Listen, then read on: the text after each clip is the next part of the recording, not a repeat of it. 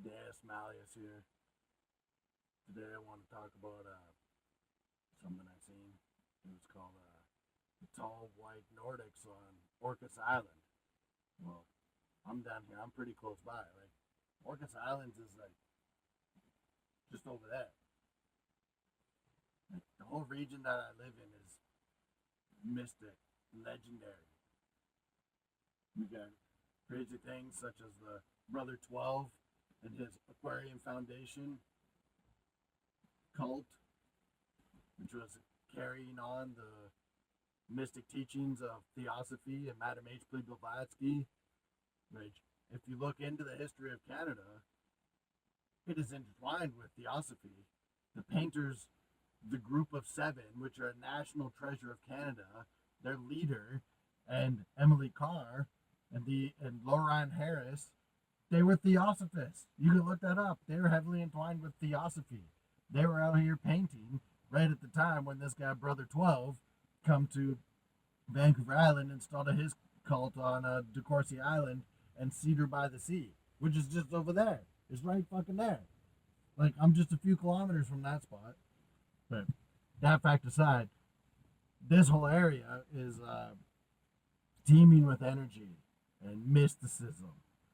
So, the story I heard today about the tall white Nordics on Orcas Island, they come down in a helicopter to some sort of compound there to quote unquote recharge. This was on the Jesse Michaels show 5 days ago. Okay, well, between that, just to the north of here, we have Nanoose Bay Underwater Research Facility, which is the sister facility to AUTEC down in the Bahamas. So between Nanoose facility and AUTEC, there's something crazy going on under the water. They have a bunch of acoustic listening devices. So up here in Nanoose, they are listening to torpedo technology, is what they say. There's also reports of black triangle UFOs floating around the area. Now we got story, it's apparently an older one, but the story of the tall whites down in Orcas Island, just a few kilometers away. So what is it that's going on in this region of Vancouver Island and the Pacific Northwest, just outside of Washington?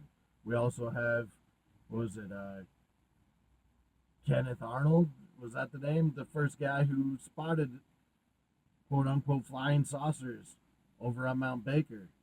Pretty sure that's what it was. It's right over there. You can go over the Mount Hat and look straight at Mount Baker right there, where the first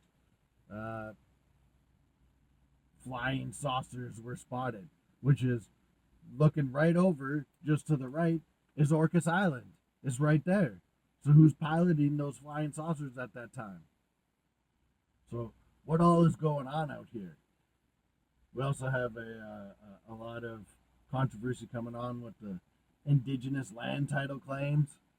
We got one tribe down here, the Cowichan, which have an ancient history of head hunting, slavery, and slaughter of the neighboring tribes.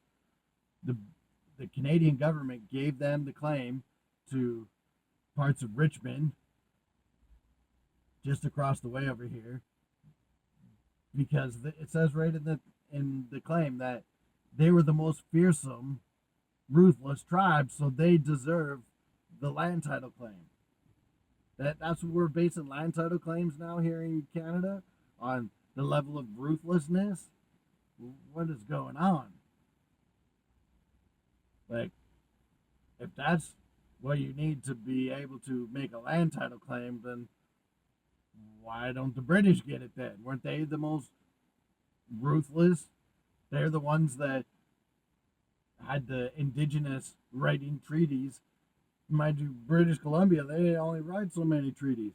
It's like the British were just done with it. They're like, nah, we're even worried about these people. We're just going to build here anyways. Nobody stopped them. 150 years later, like, oh, this is our traditional headhunting land. So we have the Cowichan tribe to the north, farther north. There's the Haida tribe. Between those two tribes, oh, I just found another one today. The Kawaka Waka Wak. That's what it's called. And it's from the same region. And there's a movie from 1914 about them decapitating people, and they put them on their boats and float around as a warning to other tribes. What the hell is going on in this region? What else was going on around here? We had the tons of missing people. Where the hell are they going? The other one was the severed feet washing up on shore all the time. Maybe not all the time. It happened not too long ago, but we got people jumping off the ferry for self-deletion, or jumping off cliffs into the water for self-deletion. What the hell is going on out here? We need to start wondering and start paying more attention to this region, because not only is this region going to get claimed up. So here's another thing I know about is the strange parallel of fictional written stories coming true 20, 30, 40 years later. So here's one is a corporation down in Washington, I believe it's called FASA Corp. They made tabletop games. They made Mech Warrior, and in particular, they also created Shadowrun. Shadowrun is cyberpunk Dungeons and Dragons with orcs and ghouls and magic and elves. And so, in this Shadowrun world, there's a period of time when the indigenous people rise up and they go to war with the people. They get rounded up into prison camps, and at a certain point they decide to do something, an ancient thing called the ghost dance, which they were doing in the US in the late 1800s. When they do the ghost dance, it causes a bunch of volcanoes to erupt, and the Americans decide, well, these guys are doing something that's causing a magical repercussions. Why don't we give them their land back? So there's maps from Shadowrun, which I can cover in another video, that show all the region getting their land back, and the United States and Canada splitting up and merging into different states. There becomes the California Free State. The South becomes the Confederate American States, and the Northeast becomes the United Canadian American States. Wow. And then the West, the Pacific Northwest, all goes back to the indigenous, the Shishima tribe and the Coast Salish. And then the company that created it, FASA, is based out of Seattle. So Seattle becomes a independent city-state connected to the UCAS, the United Canadian American States. It is their port on the west to allow them access to goods to head back east through the indigenous land. Also, Oregon becomes an elven territory called the Tirtangir, I believe. There's a weird pronunciation. But anyways, this Shadowrun seems to be predicting a likely outcome of indigenous lands becoming their own country in the Pacific Northwest. Why are fictional writings predicting the future? Let's look at it like this. What about remote viewing?